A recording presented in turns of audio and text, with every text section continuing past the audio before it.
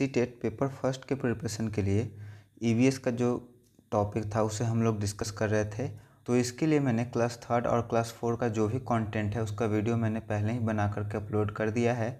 आज का ये वीडियो हम लोग का लास्ट होने वाला है, जिसमें हम लोग डिस्कस करेंगे क्लास 5 के पूरे बुक को, और इसमें देखेंगे एग्ज़ाम के व्यू से कौन कौन से टॉपिक है जो इम्पोर्टेंट है। अगर आपको वीडियो का स्पीड स्लो लगे तो वीडियो का स्पीड को बढ़ा करके आप देख सकते हैं। अगर इस वीडियो का पीडीएफ चाहिए तो आपको डिस्क्रिप्शन में टेलीग्राम का लिंक मैंने डाल दिया है, वहाँ से जा करके आप टेलीग्राम से डाउनलोड कर सकते हैं। तो चलिए स्टार्ट करते हैं अपना video. Hi, this is Mohan Roy, founder of career path institute. मैं आप लोग का अपने यूट्यूब चैनल पर स्वागत करता हूँ। आज हम लोग डिस्कस करने वाले हैं ईवीएस का कंप्लीट बुक का एनालिसिस, जिसमें हम लोग देखेंगे इंपॉर्टेंट टॉपिक जो सीटेट में पूछे गए हैं और जो 2022 का एग्ज़ाम होने वाला है उसमें कौन से टॉपिक इंपॉर्टेंट हो सकते हैं, और इसे हम लोग चैप्टर बाय चैप्टर डिस्कस करेंगे। जैसा कि आप देख पा रहे हैं, हम लोग का फर्स्ट चैप्टर है सुपर सेंसेस। ठीक है, सुपर सेंसेस में यहाँ पे हम लोग देखेंगे when ant walk they release and smell and other ants follow their path. ठीक है, और ये टॉपिक, इस टॉपिक से क्वेश्चन आ चुका है कि चींटियाँ एक रास्ते में कैसे सीधे सीधे वो चल पाती हैं। तो उनके पीछे पीछे चलने का एक वजह होता है कि जब चींटियाँ चलती हैं तो आगे की जो चींटियाँ होती हैं वो कुछ केमिकल रिलीज़ करती हैं, और उसी के स्मेल से क्या होते हैं, पीछे वाली चींटियाँ भी उनको फॉलो करके सीधे सीधे चलती हैं। दूसरा हम लोग का silk worm find their female partner by smell. जो सिल्क वर्म होती है वो अपने पार्टनर को स्मेल से पता करती है, ढूंढती है। Mosquito find us by smell of our body. और मच्छर जो होते हैं हम लोग को हमारे शरीर के स्मेल से ढूंढ करके हम लोग का ब्लड सक करते हैं। यहाँ पे खास बात एक आप ध्यान रखिएगा, मच्छर कभी भी अपना न्यूट्रिशन के लिए या फूड के लिए खून नहीं पीते हैं, वो रिप्रोडक्शन के लिए खून पीते हैं। तो इसलिए कभी भी मच्छर को पैरासाइट नहीं आप कंसीडर कर सकते हैं, मच्छर पैरासाइट नहीं है।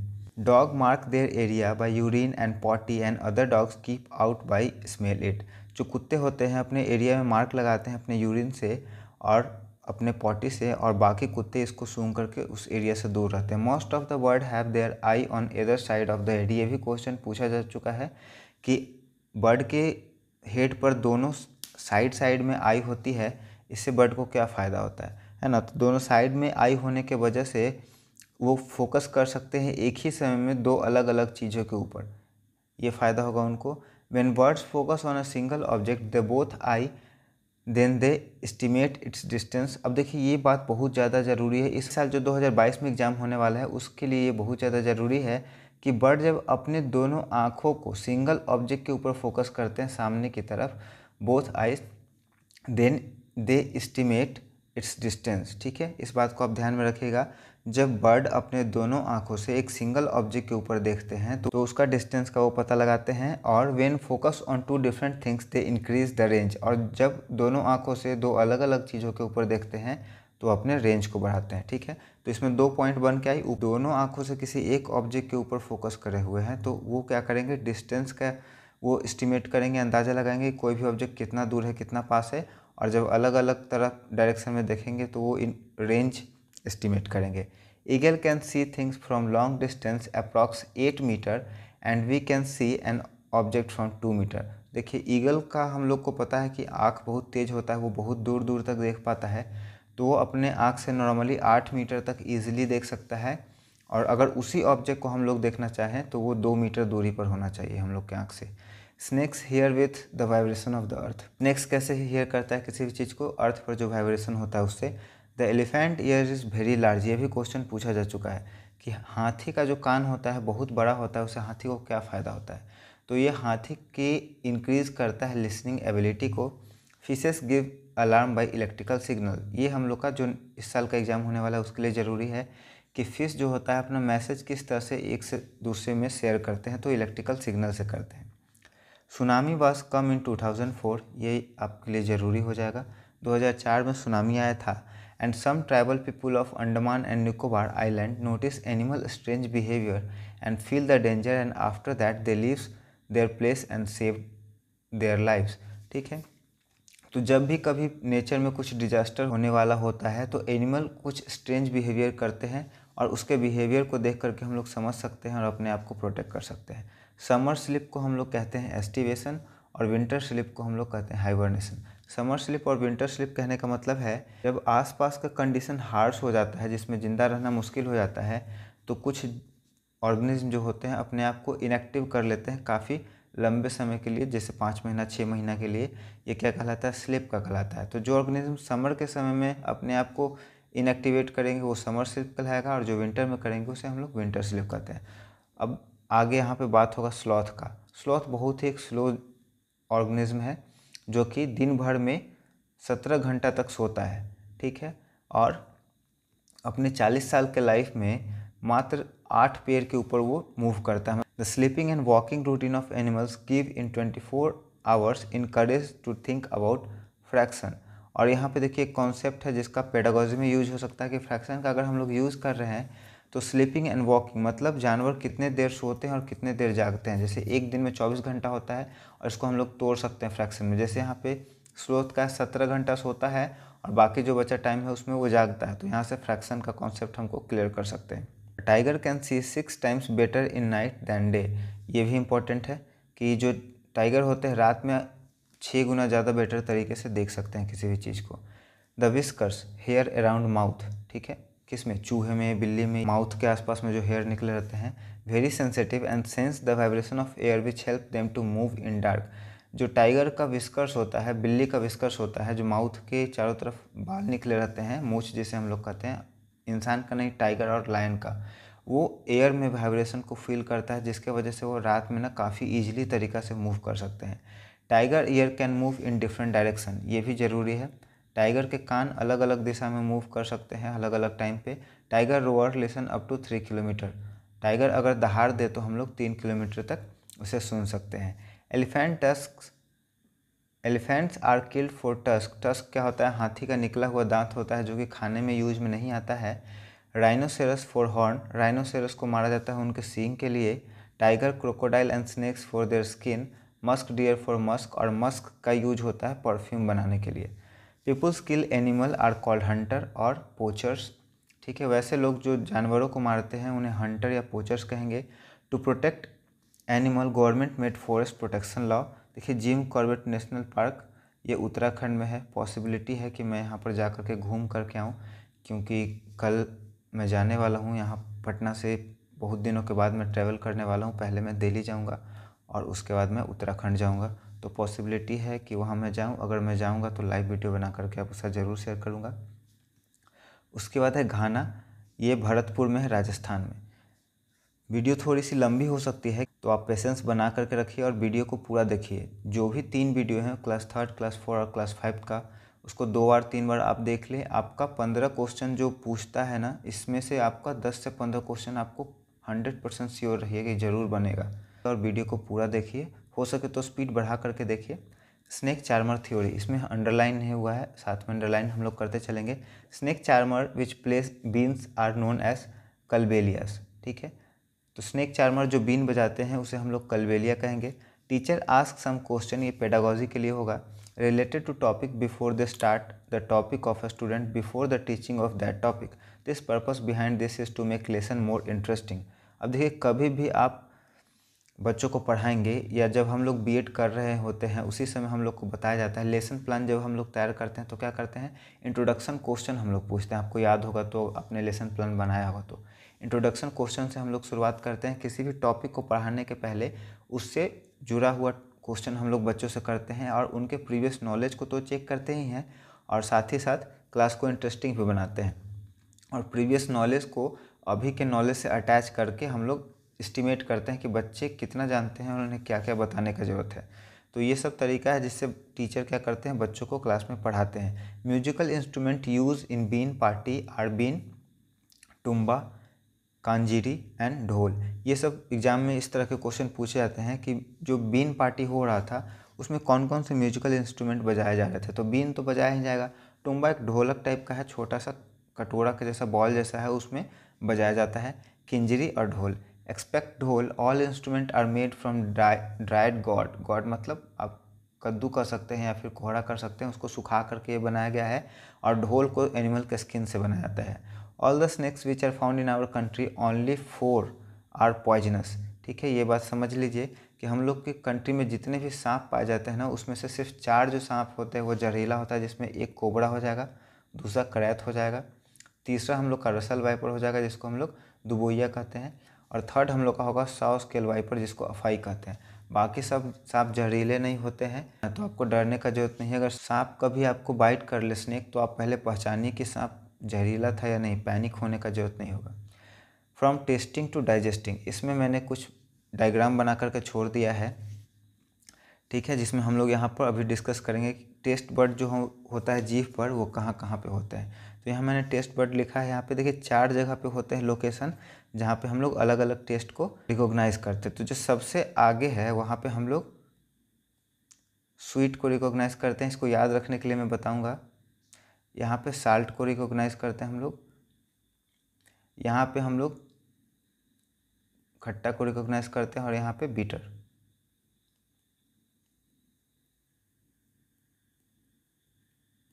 इसको याद रखने के लिए आप ऐसे कर सकते हैं, ये मीठा हो गया आपका और ये आपका नमकीन हो गया।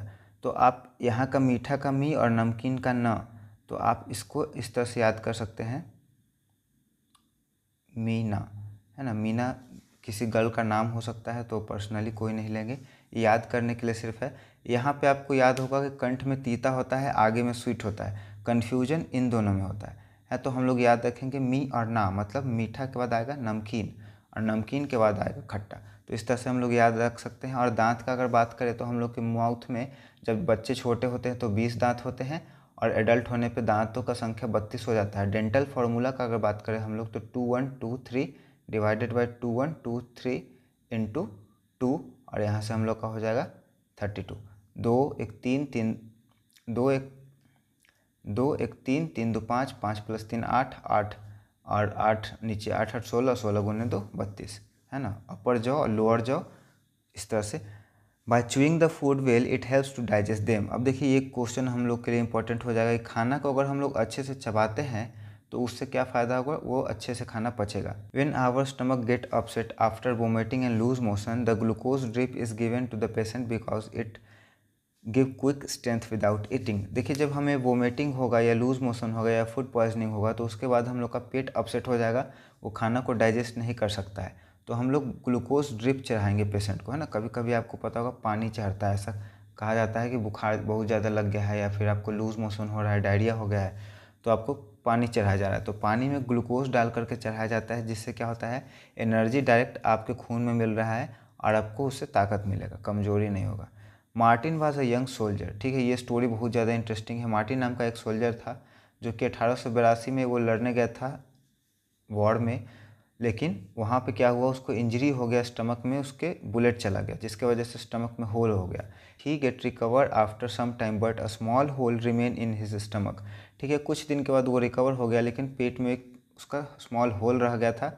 डॉक्टर बीट माउंट, ये डॉक्टर का नाम है जो उसके ऊपर एक्सपेरिमेंट किया था। Examine his hole for 9 years, कितने साल तक, 9 ईयर्स तक। ये सब आपको एग्जाम के लिए ज़रूरी है कि डॉक्टर बीट माउंट ने मार्टिन के स्टमक का कितने साल तक टेस्ट किया था या उस पर एग्जामिन किया था, तो 9 साल। To know about the function of digestive system, और यहाँ से डाइजेस्टिव सिस्टम के बारे में वो सब कुछ जान पाए थे। He also take out digestive enzyme, हम लोग डाइजेस्टिव सिस्टम में पढ़े हैं, क्लास 6 से ये शुरू हो जाता है। पेट के अंदर डाइजेस्टिव बहुत सारे एंजाइम सीक्रेट होते हैं, स्टमक में, स्मॉल इंटेस्टाइन में, हर जगह, है ना। उन्होंने क्या किया था, इस डाइजेस्टिव एंजाइम को बॉडी से बाहर निकाल करके और सेम फूड को डाइजेस्टिव एंजाइम के अंदर, जो बॉडी के अंदर है उसमें, और डाइजेस्टिव एंजाइम जो बॉडी से बाहर निकाला गया है उसमें, दोनों जगह डाल करके एक्सपेरिमेंट किए थे कौन कितने देर में डाइजेस्ट होता है। तो जो बॉडी के अंदर खाना था वो जल्दी डाइजेस्ट हो रहा था और बाहर वाला थोड़ा समय ले रहा था। He found that food take more time to digest outside the body, यहाँ से ये है, शरीर के बाहर वही डाइजेस्टिव एंजाइम जो शरीर से निकाला गया था वो ज़्यादा टाइम ले रहा था। उन्होंने ये भी देखा कि जो आदमी का इमोशन है उसका भी इफेक्ट पड़ रहा है डाइजेस्टिव सिस्टम का। अगर आप उदास हैं तो खाना देर से पचेगा, अगर आप खुश हैं तो खाना जल्दी जल्दी पचेगा। By story telling relative to science, children know about method of science and passion by which scientist done their experiment, ठीक है, ये हम लोग का पेडागोजी के लिए हो जाएगा। उसके बाद Kalahandi is situated in Odisha, और ओडिशा को हम लोग लोकेट करेंगे मैप के ऊपर, ठीक है। आप देखिए यहाँ पे ओडिशा आपको कहाँ दिख रहा है, ये रेड वाला पोर्शन आपको दिख रहा होगा, मैंने रेड कर दिया है ये पोर्शन जो अंडरलाइन में कर रहा हूँ, देखिए ये ओडिशा है और इसी का हम लोग बात करेंगे। इसके नॉर्थ में झारखंड है, सीधे ऊपर की तरफ देखिए, यहाँ से ये नॉर्थ हो गया, यहाँ झारखंड है ना। इस तरह से हम लोग समझेंगे। साउथ में इसके आंध्र प्रदेश है, ईस्ट में बे ऑफ बंगाल है, ठीक है, यहाँ पे एल होगा, बंगाल है। उसके बाद वेस्ट में छत्तीसगढ़ है, नॉर्थ ईस्ट में वेस्ट बंगाल है और कैपिटल इसका उड़ीसा का भुवनेश्वर है। उड़ीसा पहले बिहार का पार्ट था और बिहार झारखंड सभी मिला करके वेस्ट बंगाल के रीजन में आते थे। अंग्रेज के टाइम में पहले बंगाल का पार्टीशन हुआ जिसमें बिहार झारखंड और उड़ीसा एक साथ है, फिर बाद में जाकर के बिहार से आपका उड़ीसा अलग हुआ, फिर 2000 में आपका बिहार से झारखंड अलग हो गया। ये सब हम लोग का सिस्टम था। उसके बाद चैप्टर 4 हम लोग का है मैंगोज राउंड द ईयर, इसे भी हम लोग देखेंगे। Teacher must allow the student to give example on the basis of their own experience. ये पेडागोजी के लिए ज़रूरी है कि टीचर बच्चों को क्या करे, अलाउ करे अपने एक्सपीरियंस को शेयर करने के लिए, और जो भी एग्जाम्पल बच्चे देना चाहते हैं अपने एक्सपीरियंस से वो एग्जाम्पल दें। मतलब बच्चों को इन्वॉल्व करना है स्टडी में, सिंपली अगर हम लोग कहें तो इस तरह से आपका पेडागोजी और कंटेंट दोनों का तैयारी हो जाएगा। इसी को ध्यान में रख करके मैंने इस तरह से बनाया है content. In classroom any experiment is done by the whole class, the teacher examine and assist them, ठीक है। क्लासरूम में अगर कोई भी एक्सपेरिमेंट हो रहा है तो टीचर क्या करेंगे, बच्चों को असिस्ट करेंगे और एग्जामिन करेंगे ताकि बच्चे कोई गलती ना करे। अब देखिए यहाँ पे कुछ फूड आइटम है और उसके प्रिजर्वेशन का तरीका है। मिल्क है तो उसको हम लोग कैसे प्रिजर्व कर सकते हैं, बॉयल करके। जो पका हुआ राइस है उसको हम लोग किस तरह से प्रिजर्व कर सकते हैं, रैप करके एक भीगे हुए कपड़े में। Green coriander put in the bowl and keep the bowl in the container with the some water, ठीक है। इस तरह से हम लोग इसको प्रिजर्व कर सकते हैं। उसके बाद है ओनियन गार्लिक, प्याज और लहसुन को हम लोग कैसे प्रिजर्व कर सकते हैं, keep in a dry and open place. इसको खुले और सूखे जगह पर रख करके हम लोग इसको क्या कर सकते हैं, प्रिजर्व कर सकते हैं। अत्रियापुरम, देखिए ये जगह का नाम है अत्रियापुरम, town situated in Andhra Pradesh. Andhra Pradesh का एक जगह है मामिदी तांद्रा, मामिदी तांद्रा। ये क्या है, आम पापड़, ठीक है। यहाँ आम पापड़ बनाने का प्रोसेस यहाँ पे डिस्कस किया गया है किस तरह से बनता है, तो आपको ध्यान में रखना होगा। मामिदी तांद्रा ये इस साल के एग्ज़ाम के लिए ज़रूरी है। मामिदी तांद्रा क्या है, किस तरह का डिश है, ये आम का एक पापड़ बनाने का तरीका है। मेड फ्रॉम राइप मैंगो, ये पके हुए आम से बनता है। Mamidi tandra making completed in 4 week, 4 week मतलब एक दिन में 7 दिन और 4 वीक में 7 चौको 28 मतलब 28 दिन, और लगभग 1 महीना आप कह सकते हैं। For making of this recipe the bout, क्या क्या खरीदना पड़ता है, woven from palm tree leaves, ठीक है। आपको एक मैट खरीदना पड़ेगा, चटाई जो पहले ताड़ के पत्ता का बनता था। पोल ऑफ कॉजरीना ट्री, ठीक है। उसके बाद string made of coconut husk, coconut husk का जो रस्सी होता है वो। सम जैगरी, जैगरी मतलब आपका गुड़ हो गया, और चीनी, है ना। Mamidi tandra made from the mixture of ripe mango pulp jaggery and sugar mixture. अब क्या करेंगे, आम के पल्प को निकाल करके शुगर और जैगरी, मीठा और चीनी के मिक्सचर में मिला देंगे और उसके बाद उसको हम लोग सिखाएंगे। Each day they dried a thin layer of mixture till 4 week. अब जैसे देखिए आपको क्या करना है, पहला एक पतला लेयर बना लेना है, उसको सूखने देना है। अगले दिन फिर उसके ऊपर से एक पतला लेयर बनाना है, फिर उसको सूखने देना है, और ये प्रोसेस चलेगा 28 दिन तक। और जब ये 4 सेंटीमीटर आपका मोटा हो जाएगा मामदी तांद्रा या आम पापड़, तब हम लोग उसको हटा लेंगे और उसके बाद काट काट करके उसको हम लोग सर्व करके खा सकते हैं, है ना। ये तरीका था। चैप्टर 5 हम लोग का है seed and seed. To make gram और any seed sprouted soak them in water and after that keep them in cloth. अगर चना या किसी भी तरह के सीड को हम लोग को अगर स्प्राउटेड करना है, अंकुरित करना है, तो हम लोग सबसे पहले उसको क्या करेंगे, पानी में भिगो लेंगे उसको रात भर, और फिर उसके बाद एक कपड़े में डाल करके, भीगे कपड़े में उसको रख देंगे। कुछ देर 7-8 घंटे के बाद क्या होगा, उसमें से स्प्राउट निकल जाएगा। Sprouting time of seed vary according to the temperature and humidity. ये ज़रूरी है आपका, जो सीड का स्प्राउटिंग टाइम है वो किसके ऊपर डिपेंड करेगा, टेम्परेचर और ह्यूमिडिटी के ऊपर। व्हेन वी मेक दाल, जब हम लोग दाल बनाएंगे, from whole grain after splitting it, it is never be sprouted because its embryo destroyed. ये इंपॉर्टेंट है आपके लिए। To measure the height of the plant we can use thread and after that we can measure its with scale. अगर एक plant का height measure करना है तो हम लोग स्केल से डायरेक्ट नहीं कर सकते क्योंकि प्लांट टेढ़ा मेढ़ा भी हो सकता है। तो हम लोग क्या करेंगे, एक धागे से लेकर के उसका नाप लेंगे और उस धागे को फिर हम लोग स्केल से नाप लेंगे। इंसेक्टिवोरस प्लांट, इंसेक्टिवोरस कहने का मतलब है वैसा प्लांट जो इंसेक्ट को कैप्चर करके उसे डाइजेस्ट कर लेते हैं। अब ये डाइजेस्ट क्यों करते हैं, जैसा कि आप देख पा रहे होंगे, यहाँ पिक्चर मैंने इसीलिए डाला है, ये ग्रीन कलर के प्लांट है। और वैसे सभी प्लांट जो ग्रीन होते हैं उनमें क्लोरोफिल होता है और वो अपना खाना खुद से बनाते हैं। तो ये कॉन्सेप्ट आपको समझ में आ गया होगा। लेकिन तो फिर यहाँ पे सवाल उठता है कि ये आखिर इंसेक्ट खा क्यों रहे हैं। तो इंसेक्ट को खाने के पीछे एक वजह है कि ये प्लांट वैसे सॉइल में ग्रो करते हैं जहाँ पे नाइट्रोजन का भारी कमी होता है या नाइट्रोजन बहुत ही कम अमाउंट में पाया जाता है। तो नाइट्रोजन की कमी को पूरा करने के लिए क्या करते हैं, इंसेक्ट को, माउस को, फ्रॉग को डाइजेस्ट करते हैं और उन्हें खा जाते हैं। ये तो हो गया पहली बात। तो ये क्या है, फोटोसिंथेटिक ऑटोट्रॉपिक प्लांट है जो नाइट्रोजन की कमी को पूरा करने के लिए इंसेक्ट को खाते हैं। और दूसरी बात, ये जो इंसेक्ट कैप्चरिंग ऑर्गन आप देख पा रहे होंगे, ये मॉडिफिकेशन ऑफ लीफ है। तो इससे इतना ही क्वेश्चन पूछा जा सकता है और कुछ नहीं पूछा जा सकता है ना। अब थोड़ा सा एक एग्जांपल है इंसेक्टिवोरस प्लांट का। यहाँ पे देखिए पिचर प्लांट है जिसे हम लोग नेपेंथेसिस कहते हैं, वीनस फ्लाई ट्रैप है और सनड्यू है। कुछ एग्जाम्पल मैंने एक्स्ट्रा डाल दिया है अपने तरफ से। अब देखिए ये लोकेशन है, कहाँ कहाँ ये पाए जाएंगे। This plants are found in Australia, ठीक है, ऑस्ट्रेलिया में, इंडोनेशिया और इंडिया का अगर बात करें तो ये मेघालय में पाए जाएंगे। Insect capturing organ and modification of leaf, ये सब बात मैंने पहले आपको बता दिया है। They secrete some special smell to attract insect, ये ज़रूरी है। ऑर्गेनिज्म मरते रहता है या सड़ते रहता है, कोई भी फूल, फ्लावर हो गया, फ्रूट हो गया, तो उस तरह के स्मेल निकालते हैं जिससे इंसेक्ट अट्रैक्ट होते हैं और जैसे ही इसके रेंज में आता है वो उसको पकड़ करके खा जाते हैं और उनका नाइट्रोजन डाइजेस्ट कर लेते हैं। Plant are fixed at their position but their seed can move from one place to another place, this is called dispersal of seed. अब प्लांट तो अपनी जगह पे फिक्स रहते हैं, वो एक जगह से दूसरी जगह मूव नहीं कर पाते हैं, लेकिन उनका सीड एक जगह से दूसरी जगह तक जा सकता है। Dispersal of seed take place by wind, air, water and animal. देखिए ये हम लोग का था डिस्पर्सल ऑफ सीड का। अब है इन्वेंशन ऑफ वेलक्रो। वेलक्रो आपको पता होगा, आप जब सैंडल पहनते होंगे तो उसमें चिपकने वाला एक बना होता है, जिसमें एक तो होता है धागा के जैसा रेसा रेसा और एक होता है प्लास्टिक का हार्ड जिसका पॉइंट क्या होता है, बेंड रहता है। तो वो क्या हो जाता है, उसमें फंस जाता है और आपका स्ट्रांगली अटैच होता है। आप टोपी के पीछे भी ऐसे पहले आता था। 1948 में एक आदमी था जिसका नाम था जॉर्ज मेस्ट्रल। वो अपने डॉग को वॉकिंग करा करके लेकर के आ रहे थे, तो उनके डॉग में और उनके कपड़ों में एक सीड था जो क्या हो गया, सट गया। ठीक है, सीड था, सट गया। अब सट गया तो वो आए घर और देखे कि क्या हुआ है, ये सीड किस तरह से सटा है। तो उसको माइक्रोस्कोप के अंदर जब डाल करके देखे तो क्या देखे कि सीड का टिप ना मुड़ा मुड़ा है। तो वहीं से उनको ये आइडिया आया और उन्होंने ये वेलक्रो का निर्माण किया, जो कि आगे चल करके रेवोल्यूशन ला दिया। कैप में यूज हो रहा है, बैग में यूज कर रहा है, कैरी बैग में यूज हो रहा है, पर्स में यूज हो रहा है, बहुत जगह इसका यूज है।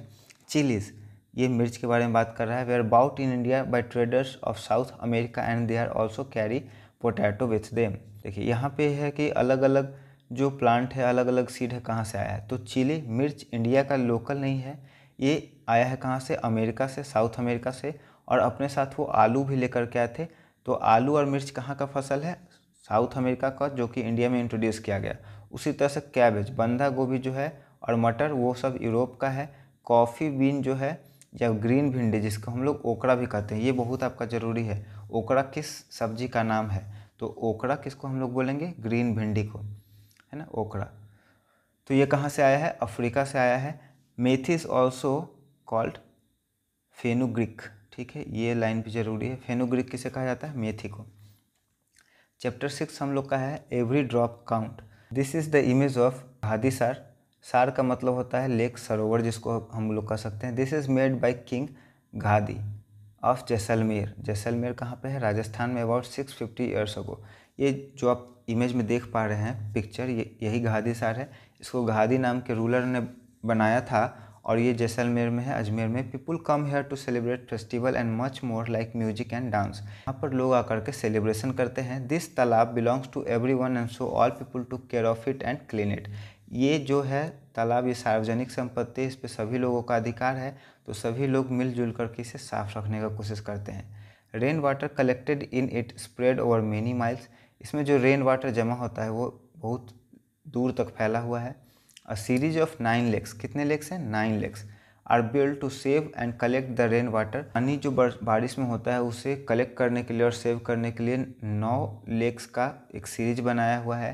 When one lake is filled, और ये लेक इस तरह से बनाए गए हैं कि जब एक लेक भर जाएगा तो उसमें से पानी जो ओवरफ्लो होगा वो दूसरे लेक में गिरने लगेगा और इस तरह से सभी लेक भर जाएंगे। A traveller named Al Biruni comes India 1000 years ago todays Uzbekistan. Uzbekistan का रहने वाला था आज के, है ना।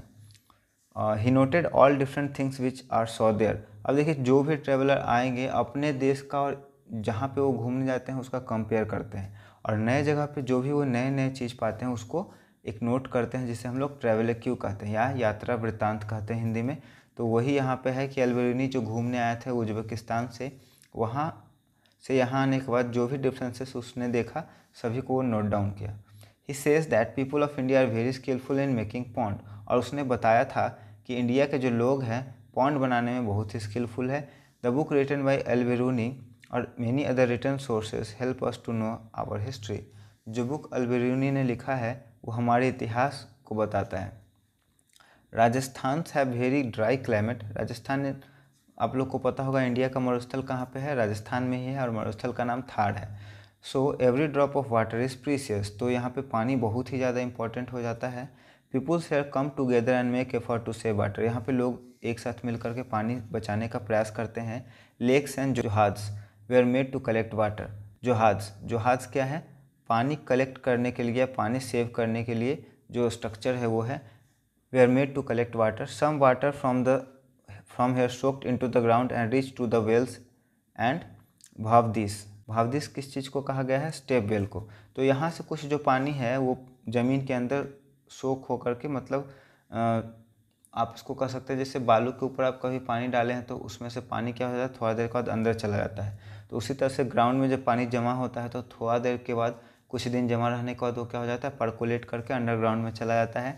तो इस तरह से पानी कहाँ चले जाएंगे, कुओं में और स्टेप वेल में, जिसको हम लोग भवदिश कह रहे हैं। And soil also become fertile, और इस वजह से सॉइल भी फर्टाइल हो जाएंगे। Every house had a rain water collection system. हर घर में, यहाँ पे आप इमेज में देख पा रहे होंगे, मैंने इसलिए इमेज यहाँ पे डाल दिया है कि हर घर में रेन वाटर कलेक्ट करने का एक सिस्टम होता है, जिसमें देखिए यहाँ पे छत पे ऊपर बनाया हुआ स्ट्रक्चर, छत के ऊपर इस स्ट्रक्चर से क्या होगा, पानी आएगा, यहाँ से पानी नीचे आकर के कुआं में जमा हो जाएगा। कुआं कवर है जिससे, ताकि ये पानी गंदा ना हो, और इसी पानी का पूरा साल ये लोग यूज़ करेंगे। The process by which rain water soaked in ground is called percolation. यहाँ पे मैंने मेंशन भी कर दिया है कि जिस प्रोसेस से पानी ज़मीन के अंदर जाता है उसे हम लोग पर्कोलेशन कहते हैं। People made step well to provide water to thirsty traveller.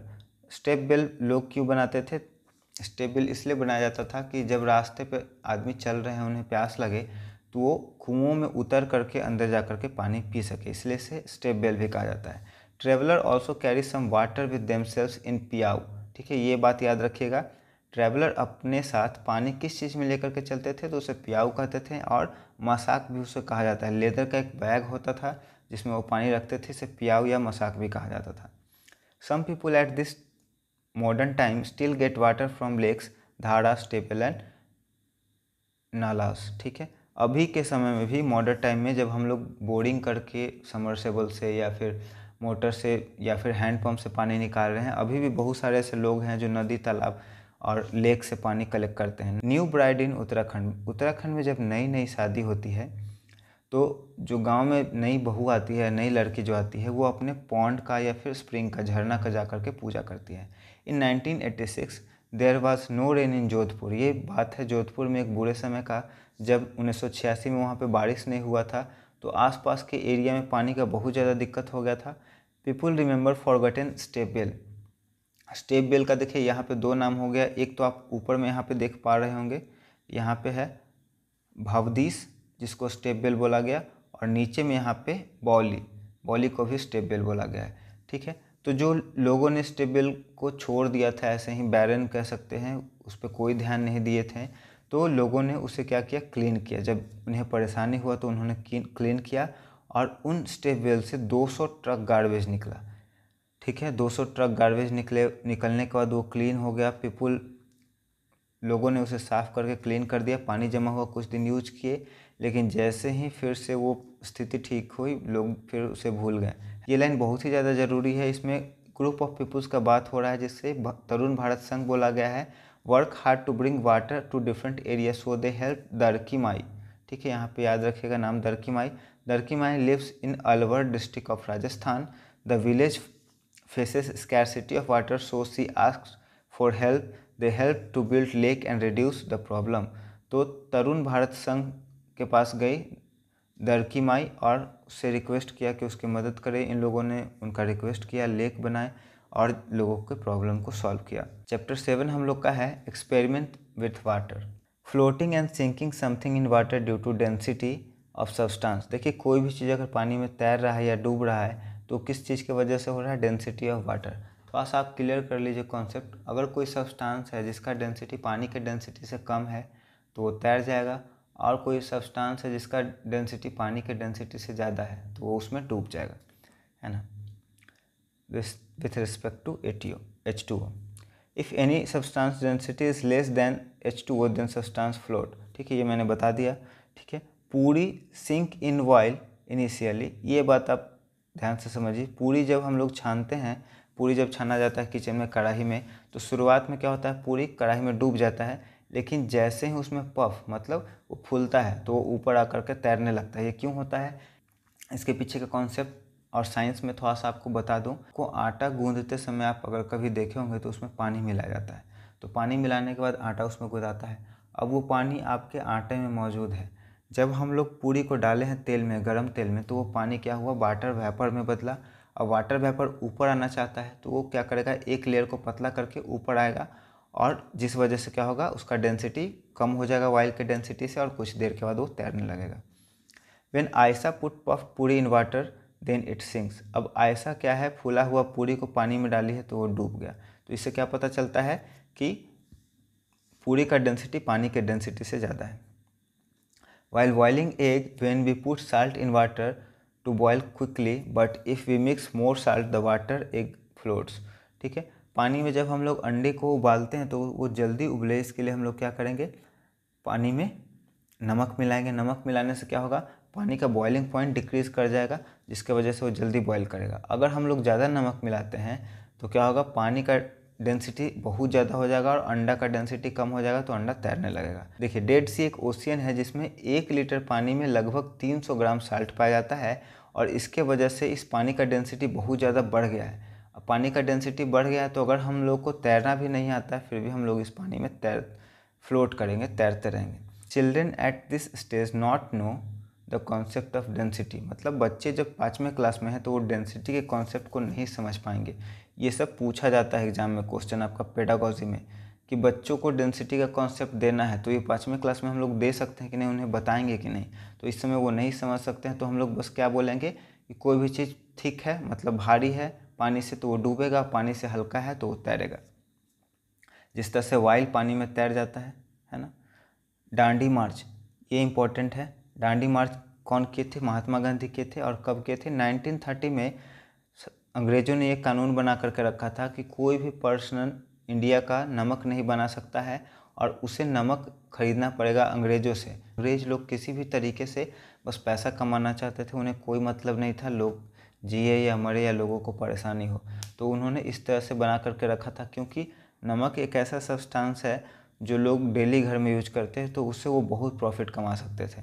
Gandhi ji इससे खुश नहीं थे, तो गांधी जी और बहुत सारे लोग एक साथ मिल कर के प्रोटेस्ट किए, और प्रोटेस्ट करने के बाद जाकर के उन्होंने इस कानून को तोड़ा, और कानून को तोड़ने के बाद उन्होंने वहाँ पर जाकर के अपने साबरमती आश्रम से समुद्र के किनारे जाकर के नमक बनाया और इस कानून को ख़त्म किया। अब देखिए एक यहाँ पे और पेडागॉजी का कॉन्सेप्ट है कि बच्चे जो क्लास 5th में रहेंगे वो इवेपोरेशन का कॉन्सेप्ट नहीं समझ पाएंगे।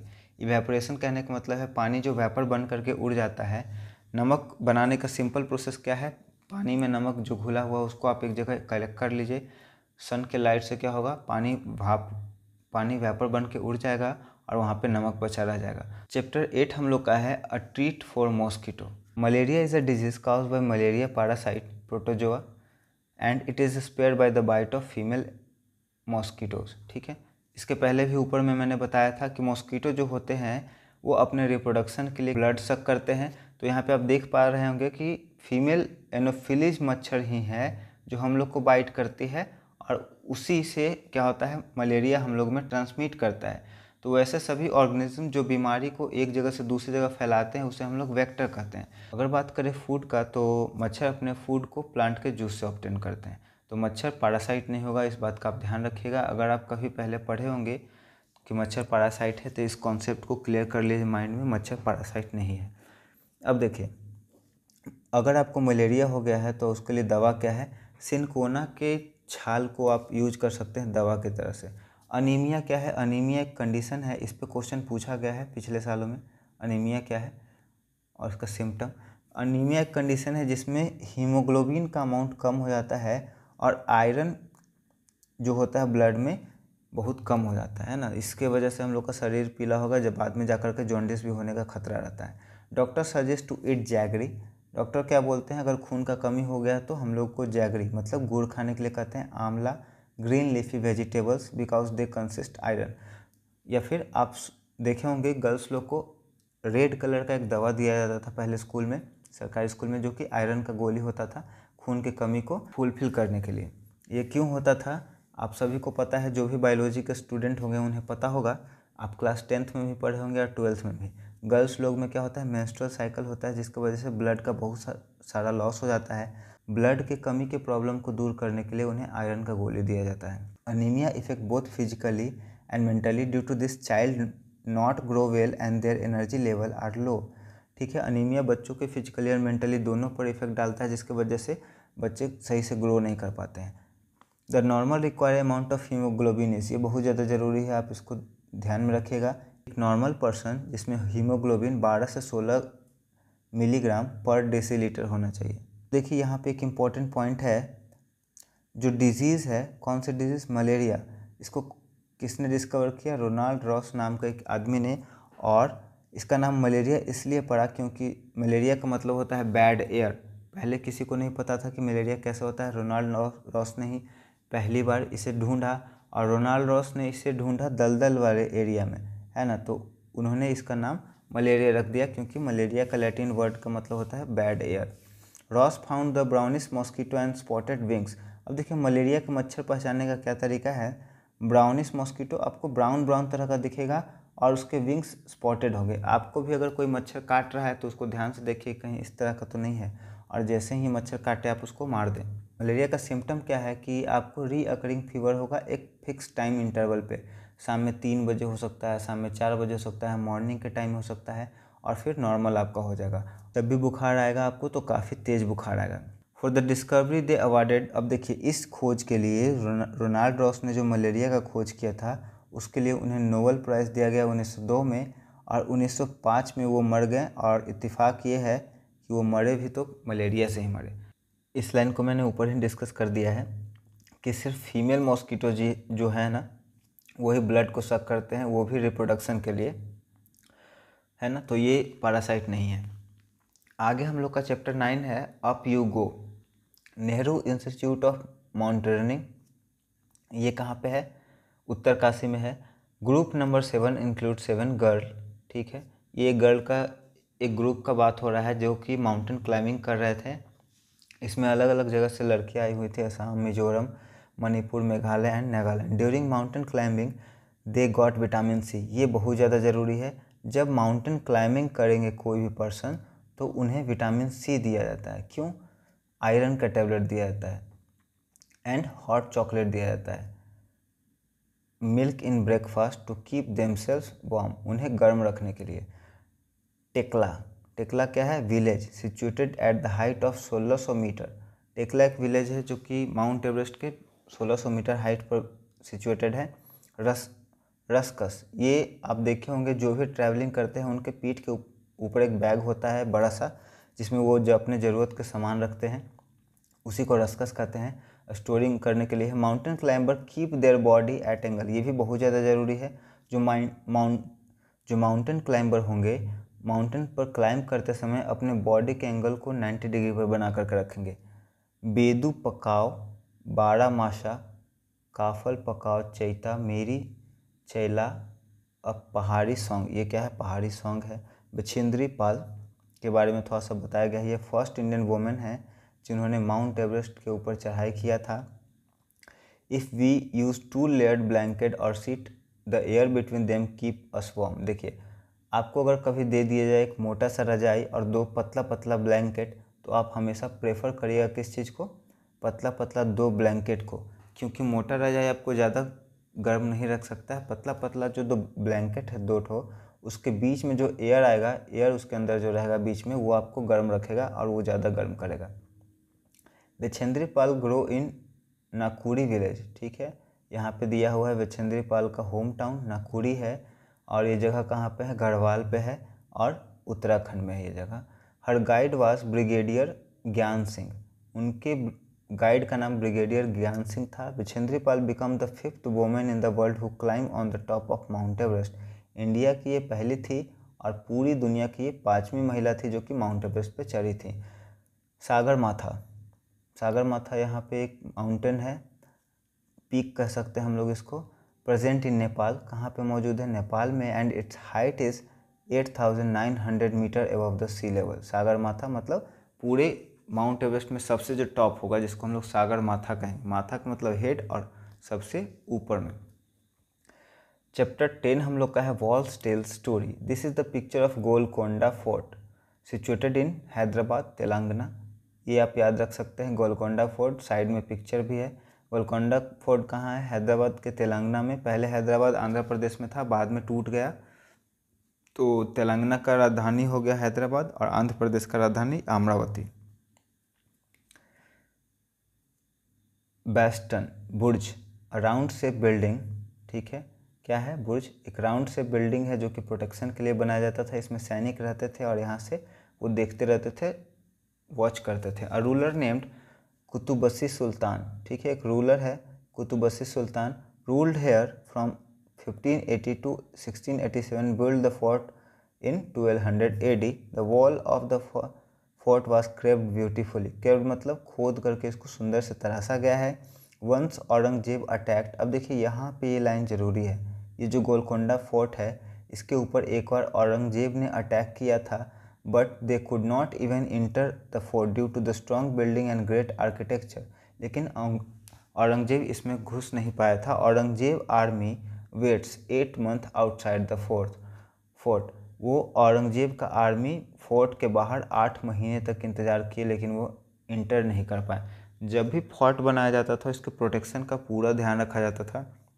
किला बना करके गहरा चारों तरफ से एक सुरंग बनाया जाता था, उसमें पानी रहता था, और आने जाने के लिए एक थोड़ा सा छोटा सा पुल बनाया जाता था जिसे बाद में ऊपर उठा लिया जाता था। तो इस तरह से ये प्रोटेक्शन किया जाता था, और बीच में बहुत सारे ट्रैप बनाए जाते थे ताकि कोई आ नहीं पाए।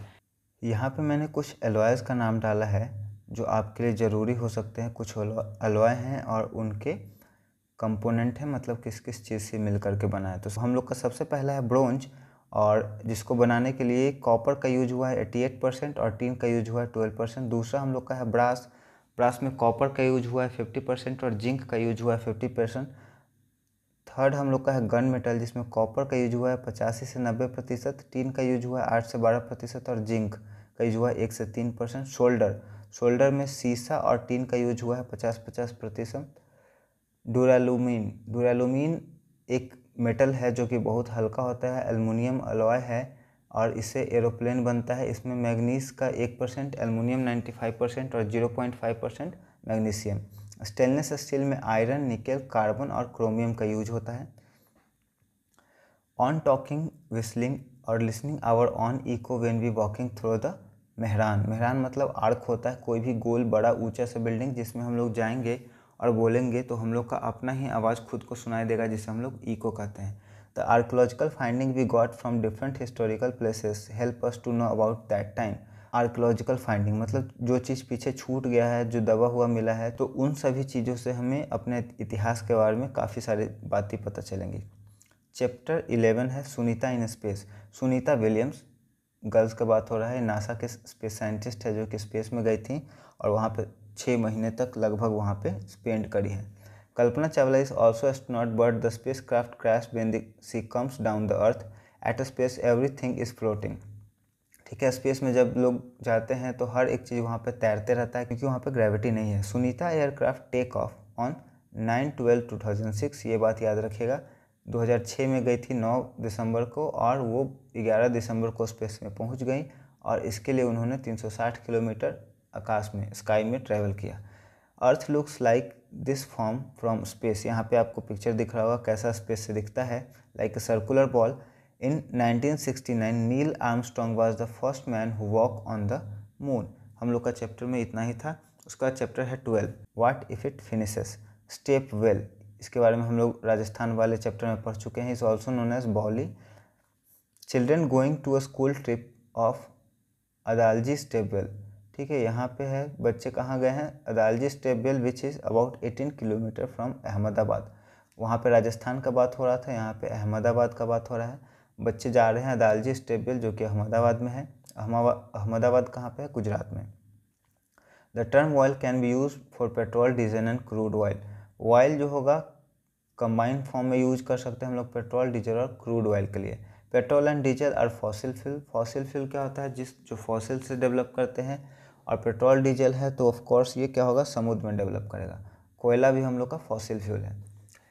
And they are non renewable. Non renewable कहने का मतलब है कि एक बार अगर हम लोग इसको यूज कर लेंगे तो वो ख़त्म हो जाएगा। दो तरह के आपके फ्यूल हो सकते हैं, रिन्यूएबल और नॉन रिन्यूएबल। रिन्यूएबल में जैसे सनलाइट हो गया, वाटर से जो हाइड्रो पावर मिल रहा है वो, लेकिन कोयला से जो मिल रहा है थर्मल पावर, वो हम लोग का नॉन रिन्यूएबल है। Source of energy so they can't last for ever. ये हमेशा के लिए नहीं रहने वाले हैं, तो इसीलिए हम लोग इसे समझदारी से यूज करेंगे। The concept of energy is abstract और कॉन्क्रीट। दो तरह के थिंकिंग हो सकते हैं या ऑब्जेक्ट हो सकते हैं। कॉन्क्रीट का मतलब होता है जो हम लोग के सामने है, और अब्स्ट्रैक्ट का मतलब है कि हम लोग के सामने नहीं है और हम लोग उसके बारे में इमेजिन करके सोच रहे हैं। तो एनर्जी का जो कॉन्सेप्ट है बच्चों के लिए अभी पॉसिबल नहीं है, बच्चे उसे समझ नहीं पाएंगे, सीख नहीं पाएंगे for the age of this stage, but they can think in the term of strength and power. तो बच्चों को स्ट्रेंथ और पावर के टर्म में हम लोग बताएंगे। मतलब अगर बोलेंगे कि पेट्रोल से एनर्जी मिलता है तो वो नहीं समझ पाएंगे, लेकिन अगर बोलेंगे पेट्रोल से ताकत मिलता है जिससे गाड़ी चलती है या पावर मिलता है तो वो समझ पाएंगे। After dig out the crude oil को खोद करके जब निकाला जाता है, a black sticky substances many by product such as kerosene, diesel, petrol, engine oil, fuel for the aircraft, LPG, coal tar, wax, Greece are obtain. आपको ये question important हो जाएगा, पूछा जा सकता है कि क्रूड ऑयल के बाई प्रोडक्ट कौन है या कौन नहीं है। It is also use for plastic and paint industry. उपला मतलब गाय का जो गोबर होता है उसको सुखा देने के बाद जो बनता है उसको हम लोग उपला कहते हैं। उसके बाद चैप्टर 13 हम लोग का है shelter is so high. The highest road in India. ठीक है, इंडिया में जो सबसे हाईएस्ट रोड है वो है लद्दाख का उमिलांग ला पास, जो कि समुद्र के लेवल से 19,300 फीट ऊपर में है। The journey from Maharashtra to Delhi. ये एक रोड ट्रेवलर का स्टोरी है गौरव जानी का, जो कि महाराष्ट्र से पहले दिल्ली गए और दिल्ली के बाद फिर वो गए हैं लेह लद्दाख के बाद कश्मीर, फिर वहाँ से लौट आए हैं। तो उन्हीं का ये पूरा जर्नी का स्टोरी है जिसमें हम लोग समझने का कोशिश करेंगे अलग अलग पॉइंट्स को।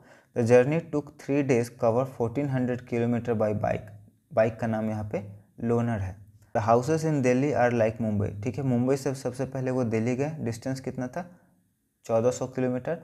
और जो घर हैं दिल्ली और मुंबई के एक जैसे सिमिलर हैं, ब्रिक से बने हैं, ग्लास का यूज हुआ है, स्टील का यूज हुआ है। From Delhi he went to Manali and took 2 days to reach there. अब दिल्ली से वो कहाँ गए, मनाली गए, जिसमें 2 दिन लगा, टू रीच लेह इन लद्दाख, और फिर बाद में वो लेह में पहुँचे लद्दाख के। He have to go through difficult road, Leh is a cold desert. ये बात आपके लिए बहुत ज़्यादा इंपॉर्टेंट है। लेह क्या है, कोल्ड डेजर्ट है। डेजर्ट देखिए 2 तरह के होते हैं, एक हॉट डेजर्ट, एक कोल्ड डेजर्ट। डेजर्ट कहने का सिंपली मतलब ये है कि वहाँ पे कोई वेजिटेशन नहीं होगा, पेड़ पौधे नहीं होंगे, और लाइफ बहुत ही हार्श होगा वहाँ पे।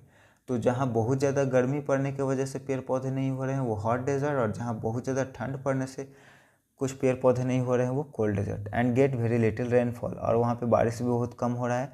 द वर्ड जूल, ये बहुत ज़्यादा आपका ज़रूरी है। Joule means welcome. अब जैसे ही बाइक से वो जा रहे थे तो लेह के बच्चे जूल जूल चिल्ला रहे थे। जूल का मतलब लेह में वेलकम होता है। Here houses are made up of stone, ये बहुत ज़्यादा ज़रूरी है, एग्जाम में इस तरह के पूछे जाते हैं। हाउसेस आपका सिलेबस में ही है। तो लेह लद्दाख के जो हाउसेस होते हैं वो स्टोन के बने होते हैं और 2 तल्ला मकान होते हैं। मकान बनाने के लिए स्टोन को एक के ऊपर दूसरे को रख करके बनाया जाता है। Walls are coated with mud, घर के दीवार को मड से और लाइम से कोटेड किया जाता है। And look like shed from inside, और बाहर अंदर से एक शेड की तरह लगते हैं। लोग जो होते हैं जनरली 2nd फ्लोर पर रहते हैं, और 1st फ्लोर को एनिमल के लिए और स्टोर हाउस के लिए रखा जाता है। यहाँ पे कोई भी खिड़की नहीं होती है। यहाँ पर लेह में घरों के जो रूफ़ होते हैं वो बहुत ही ज़्यादा इम्पॉर्टेंट प्लेस होते हैं। यहाँ पे लोग क्या करते हैं, अपने घर के सामान को सुखाते हैं।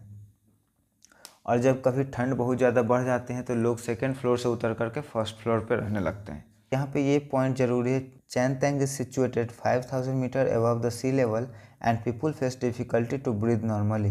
अब देखिए चैनतैंग जो है बहुत ही ऊंचा जगह पे है। यहाँ पे ऑक्सीजन की कमी होगी जिसकी वजह से लोगों को सांस लेने में दिक्कत होगा। अब उसके वजह से हेडेक होगा, सिर में दर्द होगा और लोग कमज़ोर महसूस करेंगे। लेकिन क्या होगा, धीरे धीरे आपको यहाँ पे रहने के बाद आदत हो जाएगा। चैंगपा और ट्राइबल ग्रुप, ये बहुत ज़्यादा ज़रूरी है। ट्राइबल ग्रुप का नाम है, कहाँ पे रह रहे हैं, चैंगतैंग विलेज में, जो कि 5000 के ऊपर हाइट पर है। एक ट्राइबल ग्रुप है जो कि माउंटेन में रहते हैं। This group have only 5000 people, और इस ग्रुप में सिर्फ 5000 लोग हैं। वो क्या करते हैं, सिर्फ और बकरियाँ चराते हैं और हमेशा बकरियों को चराने के लिए एक जगह से दूसरी जगह तक घूमते रहते हैं। From this goat they get pashmina. आपको पाशमीना के बारे में पता होगा, बहुत ही ज़्यादा अच्छा ऊन है जिसके कपड़े या शॉल कह ले बहुत ही महंगे बिकते हैं। और ये एक बिग कोन शेप टेंट में रहते हैं और टेंट का नाम है रेबो। यहाँ पे मैंने टेंट का पिक्चर डाल दिया है, देख सकते हैं, ये रेबो है। The pashmina goat live only in the higher altitude. और इन लोगों का वहाँ पे रहने का मजबूरी क्या है कि पश्मीना जो बकरी है वो बहुत ही हायर एल्टीट्यूड 5000 के एल्टीट्यूड पे रहती है। नीचे आएगी तो वो मर जाएगी। और ठंड के मौसम में बकरी के शरीर पर एक फाइन हेयर ग्रो करता है जिसे हम लोग पश्मीना कहते हैं। ये बहुत ही ज़्यादा पतला होता है, मतलब पश्मीना के 6 बाल को अगर हम लोग कलेक्ट कर लेना तो हम लोग के सिर के 1 बाल के थिकनेस के बराबर होगा। ये पॉइंट नीचे है, ठीक है। और जैसे ही गर्मी का मौसम आता है तो इनके शरीर से जो बाल होगा पश्मीना उसको निकाल लिया जाएगा और उससे फिर शॉल बनाया जाएगा। अब देखिए, जो शॉल बनाया गया है उसे हाथ से ही बनाया जाता है, ये मशीन पे नहीं बनाया जा सकता है क्योंकि हेयर जो होता है बहुत फाइन होता है। तो एक शॉल जो सिंपल होता है बिना एम्ब्रॉयडरी का, उसे बनाने में 250 घंटे लगते हैं। नियर रेबो, ठीक है, ये इंपॉर्टेंट पॉइंट है। जो लोग होते हैं जो अपने टेंट बनाते हैं जिसे रेबो कहते हैं, उसके बगल में एक प्लेस होता है जिसे हम लोग लेखा कहते हैं, है ना। और इस लेखा में बकरियों को रखा जाता है। तो ये बात आप याद रखिएगा, लेखा एक जगह है जो रेबो के बगल में पाया जाएगा, मतलब टेंट के बगल में पाया जाएगा। तो लोग अपने जानवर को अपने टेंट के आसपास ही रखेंगे, है ना। लेखा are made up of stones, और लेखा को किस चीज़ से बनाया जाता है, स्टोन से। उसके बाद हम लोग का 14 चैप्टर है व्हेन द अर्थ शुक, जैमसा। यहाँ पे एक स्टोरी है, गुजरात का स्टोरी है, अहमदाबाद का, जिसमें और कच्छ का भी स्टोरी है, जिसमें भूकंप आया था 26 जनवरी 2001 में। और बहुत सारे लोग यहाँ पे क्या हुए थे, इंजर्ड हुए थे और उन लोगों को नुकसान हुआ था, पैसों का, घर भी उनका गिर गया था और लोग मरे भी थे। जहाँ पे भी होम का बात आए आप समझ लीजिए कि इम्पोर्टेंट है। यहाँ पे जो लोग हैं अपने घर बनाने के लिए क्ले का यूज़ करते हैं और उसके ऊपर काऊ का डंक पुट करके एक दीवार जैसा बना लेते हैं।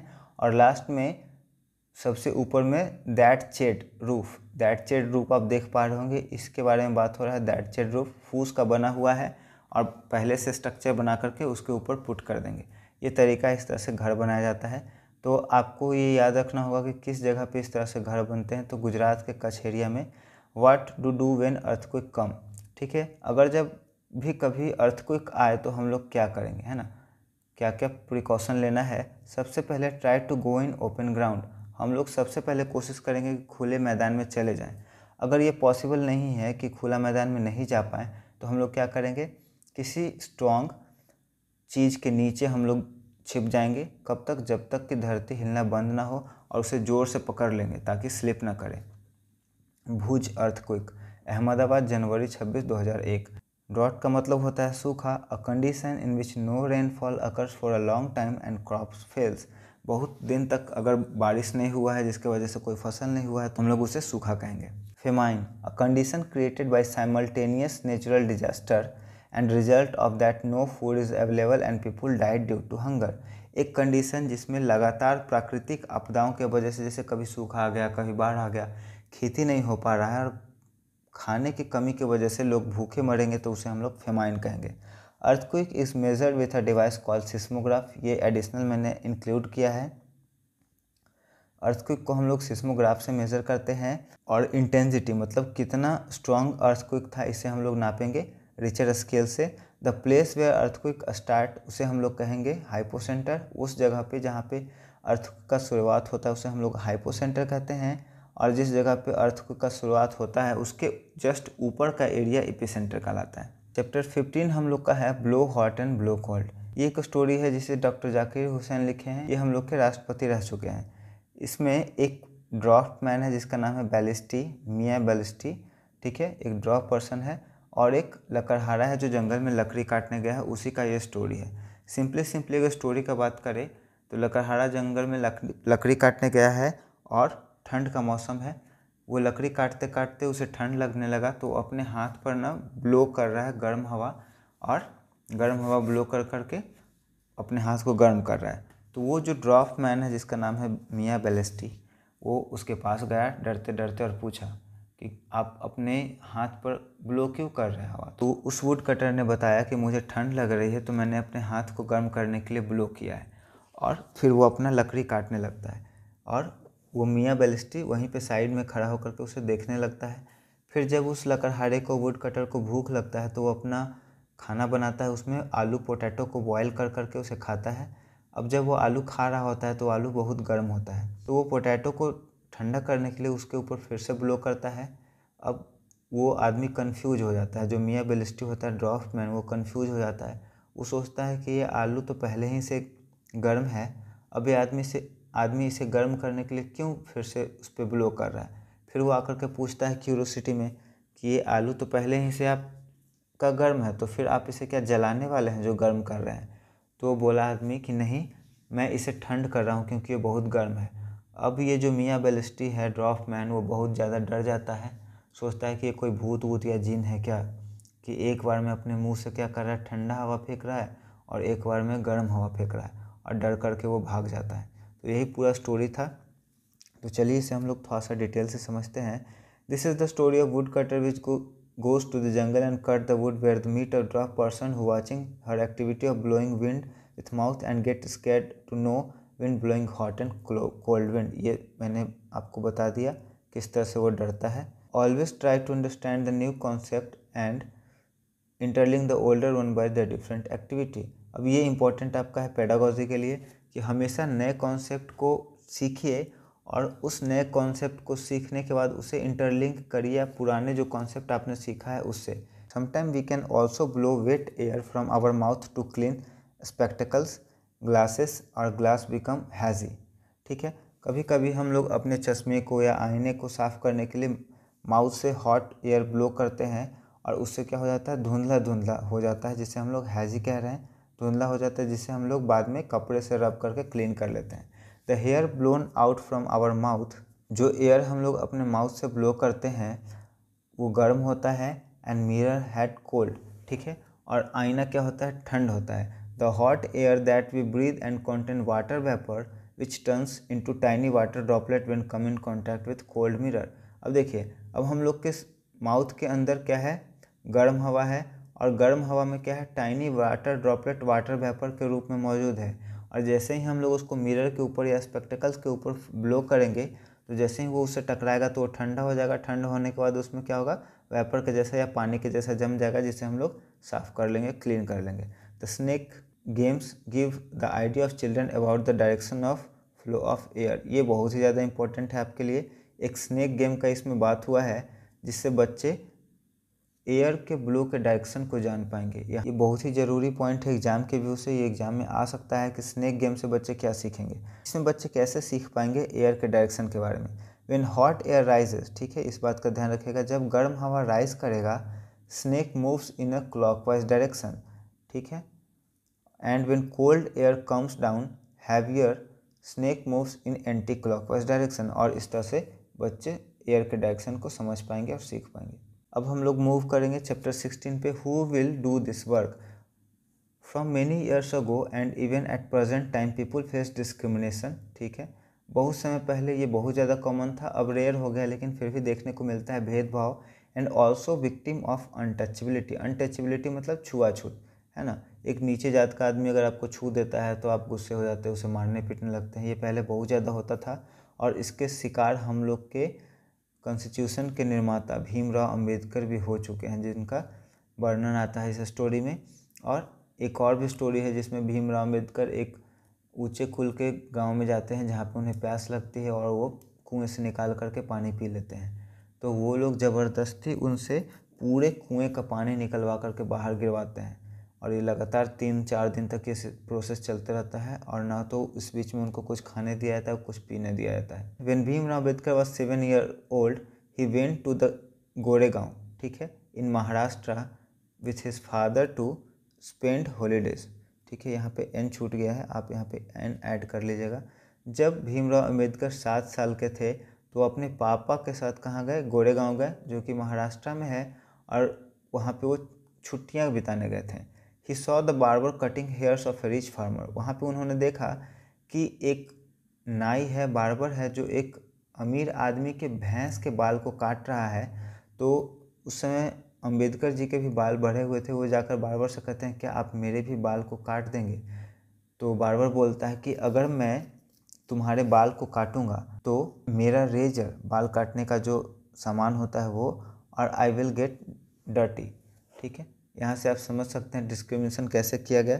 मतलब एक इंसान को एक जानवर से भी नीचा दिखाने का प्रयास किया गया है कि अगर वो बार्बर भीमराव अंबेडकर जी का बाल काटता तो उसका क्या हो जाता? गंदा हो जाता। Gandhi ji says that every person should do every kind of work. Gandhi ji क्या कहते हैं कि हर एक पर्सन को हर एक तरह का काम करना चाहिए, इसमें किसी को शर्म नहीं होना चाहिए। अपना काम करने में शर्म कैसा है ना, बहुत फिट बैठता है इस जगह के लिए।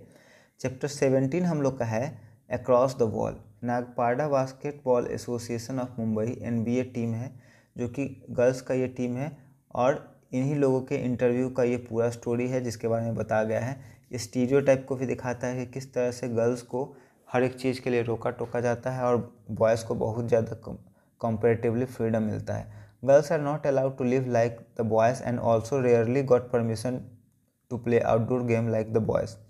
There are some strict rule for girls by family and society.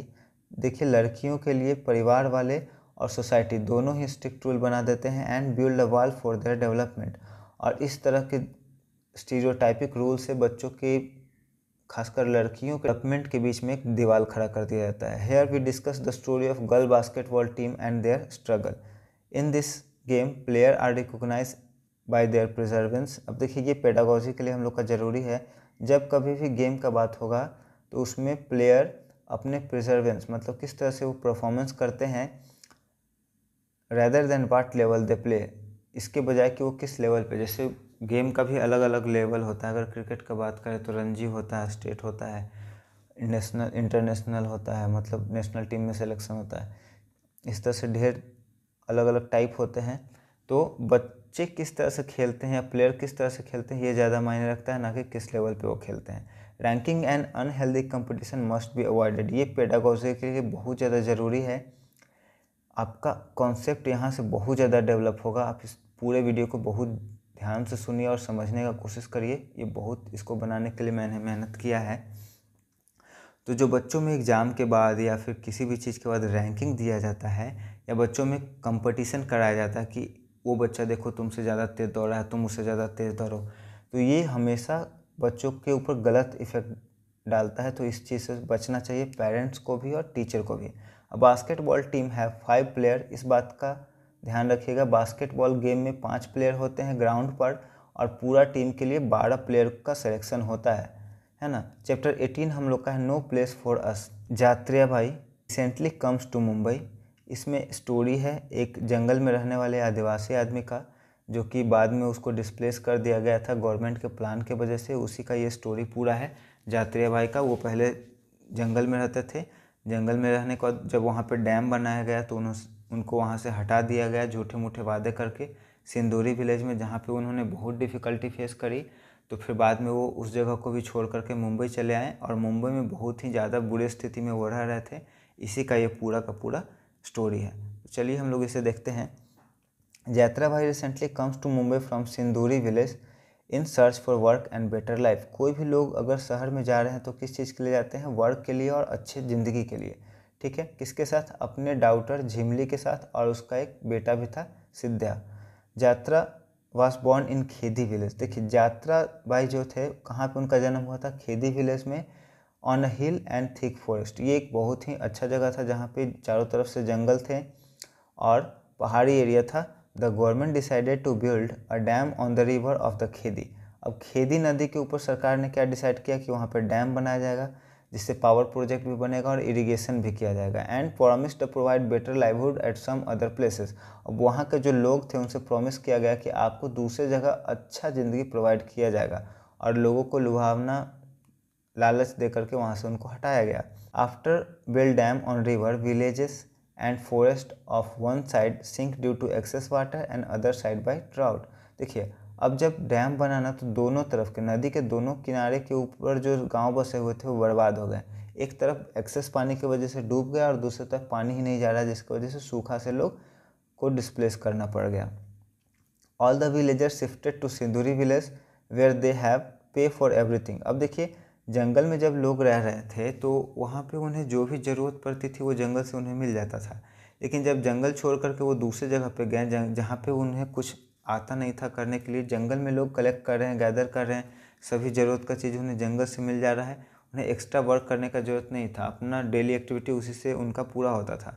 लेकिन जब शहर में गया उनके पास करने के लिए कुछ नहीं था, तो उन्हें अब हर चीज़ खरीदना है, दवा खरीदना है, ठीक है, खाने के लिए खरीदना है। जंगल में खाने के लिए भी मिल जाता था, कभी बीमार पड़े तो वो जंगल में ही जड़ी बूटियों से खुद को ठीक कर लेते थे। और बात रही पैसे की, तो जंगल से जो कलेक्ट करते थे उसे बेच करके उन्हें पैसा भी आ जाता था। लेकिन यहाँ पे सिंदूरी विलेज में या शहर में इस तरह का कोई अरेंजमेंट नहीं था, जिसकी वजह से उन्हें बहुत परेशानी का सामना करना पड़ रहा था। The living condition is also rust या फिर माइजरेबल हम लोग कह सकते हैं। Then the new house is made up of tin. अब उन्हें जो नया घर का प्रॉमिस किया गया था वो टीन का बना हुआ था, और गर्मी में इतना ज़्यादा उसमें गर्मी लगता था जैसे कि अंडे के जैसा वो बॉयल कर गए। इस नए जगह पे उन्हें जानवर रखने के लिए भी जगह नहीं था। For better life and future of their children, Jaitra sold everything of Sinduri and went to Mumbai. अब मुंबई जाने के बाद उनका जो बेटा था वो भी काम करने लगा। उनकी जो बेटी थी झिमली घर पे ही रहती थी। बेटा सुबह में जाता था फिश मार्केट में, वहाँ पे काम करता था, फिर दोपहर में स्कूल जाता था, और फिर शाम में आकर के सब्जी मार्केट में लोगों को ट्रेन तक या फिर बैग पहुँचाता था उनके घर तक। तो इस तरह से उनका ज़िंदगी कट रहा था बहुत कष्ट से। लेकिन आज उनका बच्चा आया नहीं था, शाम हो गया था, 7 बज गया था, 8 बज गया था, और आ नहीं पाया था। तो वो उदास आदमी बैठा हुआ था अपने गेट पर। चैप्टर 19 हम लोग का है a seed tells farmer story. ये बहुत ही इंटरेस्टिंग कहानी है, जिसमें 3 जनरेशन में जो चेंजेस आए हैं एग्रीकल्चर में उसे दिखाया गया है एक ही स्टोरी में। और ये हम लोग का स्टोरी गुजरात का है। तो चलिए देखते हैं, इसको समझने का कोशिश करते हैं डिटेल में। Some bajra seed kept in wooden box. इसका ध्यान रखिएगा, बाजरा का सीड रखा हुआ था। सीड पूछता है किस चीज़ का सीड था, तो बाजरा का सीड था। और कहाँ रखा हुआ था? वुडन बॉक्स में। और कब से रखा हुआ था? 1940 से। Seeds tell the story of farmer. Seed क्या बता रहा है? किसान का स्टोरी बता रहा है। दामजी भाई किसान है, उनका स्टोरी बता रहा है, और उनके फैमिली का स्टोरी बता रहा है। मतलब कहने का है जो पूरा कंडीशन तैयार किया गया है, इमेजिनरी सीड का भी स्टोरी तो बताएगा नहीं, तो इमेजिनरी स्टोरी है जिसमें सीड एक इम्पॉर्टेंट कैरेक्टर प्ले कर रहा है। ठीक है। सीड वाज बोर्न इन वनगाम इन गुजरात। तो ये जो एग्रीकल्चर का स्टोरी है गुजरात के वनगाम जगह का है। The seeds was kept in dried God. शुरू में जो सीड्स थे वो कहाँ रखे जाते थे? लौकी हो सकता है, कद्दू हो सकता है, कोहड़ा हो सकता है, उसको सुखा करके उसमें ही स्टोर किया जाता था, बाद में उसके सील कर दिया जाता था, है ना। पीपुल पुट नीम लीव्स, ये पूछा गया है आपके एग्जाम में, पहले आप क्वेश्चन देख सकते हैं। सीड के साथ या ग्रेन के साथ लोग क्या करते हैं? नीम के पत्ते को डाल देते हैं। और उसके पीछे का वजह क्या है कि उसमें जो नीम का पत्ता डाला जाता है वो इंसेक्ट को आने से रोकता है। In the winter people enjoy undhiya. ठीक है, हम लोग बिहार में औंधा लगाते हैं। आपको पता होगा, जो बिहार के लोग होंगे, औंधा क्या होता है? पोटैटो को एक मिट्टी के बर्तन में रख करके उसे हम लोग पलट करके उसे पकाते हैं। यहाँ पे ऊंधिया का बात हो रहा है, जो कि एक तरह का स्ट्यू है जिसमें बहुत सारे वेजिटेबल और मसाला डाल करके उसे अच्छे से सील करके पलट दिया जाता है, और उसके बीच में आग जला दिया जाता है। फिर धीरे धीरे वो पक जाता है और लोग एक साथ बैठ करके एंजॉय करते हैं और खाते हैं। At time changes people and farming also changes. Now irrigation. Irrigation का मतलब होता है पानी पटाने के लिए जो भी हम लोग तरीका यूज करते हैं उसे इरीगेशन कहते हैं। Was done by canal. पहले नदी से होता था पानी पटाने के लिए, अब कैनाल से होता है। अब कैनाल कह सकते हैं, वो कैनाल बना कैसे, डैम बनाने के बाद, और डैम की वजह से इलेक्ट्रिसिटी भी आया। अब हर एक चीज़ क्या होने लगा, स्विच से होने लगा, है ना। स्विच दबाएं, मोटर ऑन हुआ, पानी पट गया। People now grow only 2 crop in 1 year. लोग जो पहले वेजिटेबल वगैरह उगाते थे, एक खेत में फसल को बदल बदल करके लगाते थे, अब लोग पूरे साल में 1 या 2 ही फसल लगाने लगे, जो कि बाज़ार में बिके और पैसा मिलता था, जिसमें एक तो वीट हो गया और दूसरा कॉटन हो गया, ठीक है, क्योंकि बाज़ार में इसका प्राइस ज़्यादा था। People also not store to seed because they buy seeds from the shop. अब लोग सीड को स्टोर करना छोड़ दिए, क्योंकि अब दुकानों में सीड बिकने लगा जो कि हाइब्रिड था, जिससे बोला गया कि इससे एल्डिंग बढ़ेगा, है ना, पैदावार बढ़ेगा। दामजी भाई सन, ये तो पहला जनरेशन हो गया। दामजी भाई वो खेत में नदी से पटाते थे, रेहट हो गया, कुएं से हो गया, उससे पटाते थे पानी, है ना। और खेत जोतने के लिए बैल का यूज होता था, बैल में हल लगा करके या कुदाल से होता था। अब उनका बेटा का जनरेशन आया जिसका नाम है हसमुख, ये भी खेती करता था।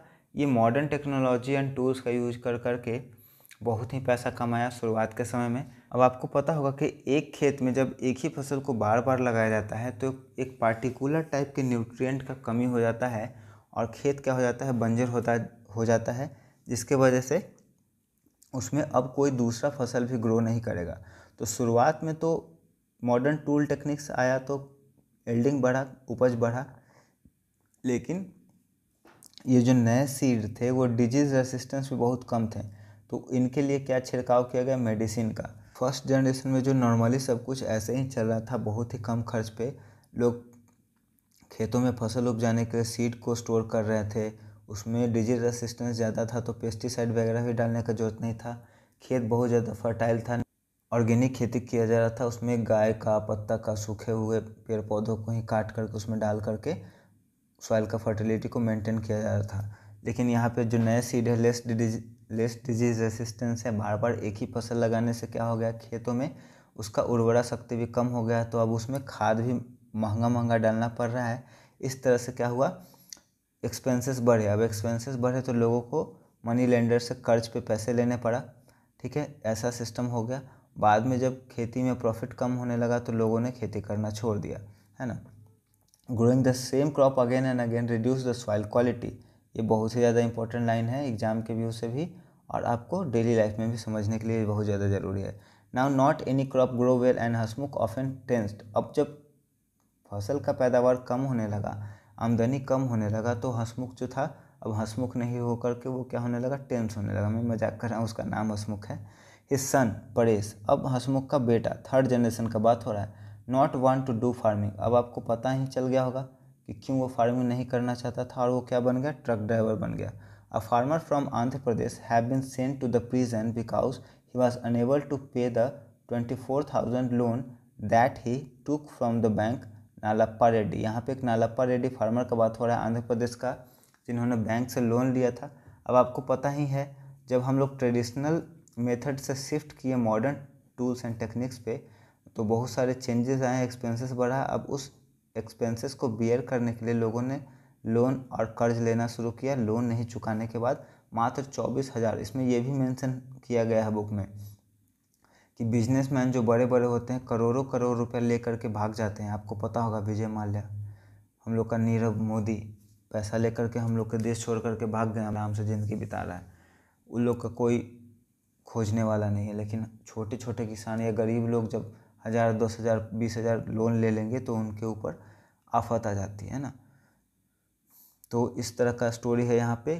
क्रोटोन, अब देखिए ये बहुत ही ज़्यादा इम्पोर्टेंट लाइन है। क्रोटोन क्या है, क्रोटोन है प्लांट्स जिसके पत्ते क्या होते हैं, कलरफुल होते हैं, ठीक है, और ये क्या देते हैं, सिग्नल देते हैं जब सॉइल सूख जाते हैं तो, क्योंकि इसका जो रूट होता है फाइब्रस रूट होता है। आप रूट के बारे में अगर पढ़े होंगे तो आपको पता होता है 2 तरह के रूट होते हैं, टैप रूट और फाइब्रस रूट। टैप रूट जो होते हैं डीप इनसाइड द सॉइल जाते हैं और अंडरग्राउंड से वो वाटर लेते हैं, लेकिन फाइब्रस रूट ऊपर ऊपर ही मिट्टी पर फैला रहता है और इसे हम लोग को पानी देने का जरूरत होता है। तो जब इस क्रोटोन पौधा में पानी का कमी होता है तो क्या होते हैं, इसके पत्ते कर्ल कर जाते हैं, लिम्प हो जाते हैं, मतलब मुड़ जाते हैं। इससे पता क्या चल जाता है कि मिट्टी में पानी खत्म हो गया है, तो फिर उसमें पानी दिया जाता है। एक ऑर्गेनिज्म है जिसका नाम है अर्थवर्म, जिसे हम लोग रेड वर्म भी कहते हैं, इसे फ्रेंड्स ऑफ फार्मर भी कहा जाता है, क्योंकि ये सॉइल को बहुत तरह से ट्रीट करके सॉइल को फर्टाइल और क्रॉप के लिए सूटेबल बनाते हैं। ये क्या करता है, जो ज़मीन के ऊपर पत्ते गिरे हुए हैं, कीड़े मकोड़े हैं, उन्हें खाता है, पहली बात। और जो ये पॉटिंग करता है उससे सॉइल फर्टाइल होता है। दूसरी बात, ये सॉइल को लूज़ करता है जिससे रूट आराम से ज़मीन के अंदर में जा पाते हैं। और तीसरी बात, जब ज़मीन के अंदर ये होल बना करके घुसता है तो उस होल में ऑक्सीजन भी अंदर जाता है, जिससे कि रूट सांस ले पाते हैं। Bajra crop are put in mortar. Mortar का मतलब होता है ओखली, for crushing and pestle musli. बाजरा के क्रॉप का जो पूरा फसल होता है उसको मोर्टार मतलब ओखली, आपको पता होगा धान कूटा जाता था, शादी में ये गाना भी गाया जाता है ना। आप जो बिहार में होंगे लोग उनको पता होगा। तो ओखली में डाल करके इसे कूट करके बाजरा के फसल से सीड को अलग कर दिया जाता है। इसे चाल करके अलग कर लिया जाएगा, फिर इसका फिर इसे पीस करके आप चक्की में या फिर घर पे भी इसे पीस सकते हैं, जांता कहते हैं उस पर। और पीसने के बाद इससे रोटी बनाया जाता है। तो ये पूरा स्टोरी था जिसमें हम लोग बाजरे का पढ़े। अब ये बॉक्स का स्टोरी आया कहाँ से, अब थर्ड जनरेशन का जो देख रहे हैं परेश, जो थर्ड जनरेशन का लड़का था, ये क्या कर रहा है कि दादाजी जो रखते थे ना सीड का बॉक्स था, वो मेरे गाड़ी के टूल्स को रखने के लिए बहुत ज़्यादा अच्छा है, तो वो ढूंढ रहा है इस बॉक्स को। तो स्टोरी बता रहा है ये बॉक्स कि कैसे कैसे आदमी चेंज करा और किस तरह से लोग शिफ्ट कर गए खेती को छोड़ करके दूसरे कामों के ऊपर। चैप्टर 20 हम लोग का है huge forest. In this picture children are going to jungle and playing and singing song in their local language Kurukh. ये देखिए बहुत ज़्यादा ज़रूरी है, ये पूछा गया है एग्जाम में, कुडुक कहाँ का लोकल लैंग्वेज है। तो इस चैप्टर में तो बात हो रहा है झारखंड का, तो हम लोग एग्ज़ाम में आएगा तो आंसर झारखंड लिखेंगे। लेकिन अगर सीटेट के अलावा अगर आपसे कहीं पूछा जाए कि कुडुक कहाँ कहाँ बोला जाता है, तो ये वेस्ट बंगाल, उड़ीसा और असम में भी बोला जाता है। तो ये भी आपके एग्ज़ाम के क्वेश्चन में आ सकता है कि कुडुक कहाँ कहाँ बोला जाता है और कुडुक कहाँ का लोकल लैंग्वेज है। अगर सिर्फ ये पूछे और ऑप्शन में झारखंड दे तो आप झारखंड लगाएंगे, है ना, कि कुडुक झारखंड का लोकल लैंग्वेज है। अब देखिए, adivasi sometimes called themselves the people of jungle. Adivasi खुद को कभी कभी क्या कहते हैं, पीपुल ऑफ जंगल्स कहते हैं। सूर्यमणि एक झारखंड के लड़की का यहाँ पे स्टोरी है, जो वासावी दीदी के साथ मिल करके एक जंगल बचाओ आंदोलन या झारखंड जंगल बचाओ आंदोलन चलाती है। Suryamani started a centre and name Torang. देखिए ये लाइन जरूरी है, सूर्यमणि जो लड़की है एक सेंटर भी खोलती है, चलाती है लोगों को हेल्प करने के लिए, और इसका नाम रखती है तोरंग। तोरंग का मतलब होता है जंगल, ठीक है। तोरंग का मतलब होता है जंगल, किस लैंग्वेज में, कुडुक लैंग्वेज में। तो इसलिए वो क्या रखती है, जंगल रखती है। सेंटर का काम क्या था, जो उसके एंसेस्टर प्रैक्टिसेस करते आ रहे हैं उसे कंटिन्यू करना और उसके बारे में अवेयरनेस फैलाना। मतलब कह सकते हैं अपने सभ्यता संस्कृति को बचाने के लिए बहुत एफर्ट कर रही है। राइट टू फॉरेस्ट एक्ट 2007, ये बहुत ज़्यादा ज़रूरी है कि right of forest act government ने कब लागू किया, 2007 में लागू किया। अब इस एक्ट में कहा क्या गया, इसमें गवर्नमेंट ने कहा कि वैसे सभी पीपुल जो जंगल में 25 साल या उससे अधिक दिनों से रह सकते हैं, उनका जंगल के ऊपर अधिकार है। वो जंगल में कुछ भी उगा सकते हैं और जो भी चीज़ वहाँ पे ग्रो कर रहा है उनके ऊपर उन जंगल में रहने वाले लोगों का अधिकार है। और किसी भी तरीक़ा से उन्हें जंगल से ना तो हटाया जा सकता है और न ही उन्हें वहाँ से दूसरी जगह शिफ्ट किया जाएगा। और जंगल में जो भी काम होंगे, जो भी प्रोटेक्शन के लिए रूल रेगुलेशन चलाएगा, वो कौन चलाएगा, ग्राम सभा चलाएगा, जिसे हम लोग पंचायत भी कहेंगे, है ना। फॉरेस्ट ऑफ मिजोरम, ये तो झारखंड का बात हो गया। अब दूसरा फॉरेस्ट का बात होगा मिजोरम के फॉरेस्ट का।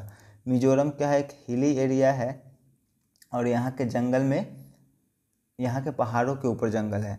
People drink water directly from stream. देखिए यहाँ पे पीपुल डायरेक्टली स्ट्रीम से पानी पी रहे हैं, तो यहाँ पे आप समझ पा रहे होंगे कि स्ट्रीम का पानी यहाँ पे कितना क्लीन होगा कि डायरेक्ट पी रहे हैं। पानी पीने के लिए यहाँ के लोग किस चीज़ का यूज करेंगे, कप का यूज करेंगे, जो कि बना हुआ होगा किस चीज़ का, बैम्बू का, बांस का बना हुआ है। द विलेज काउंसिल, जिसको हम लोग पंचायत भी कहेंगे, decided which family get land for the farming.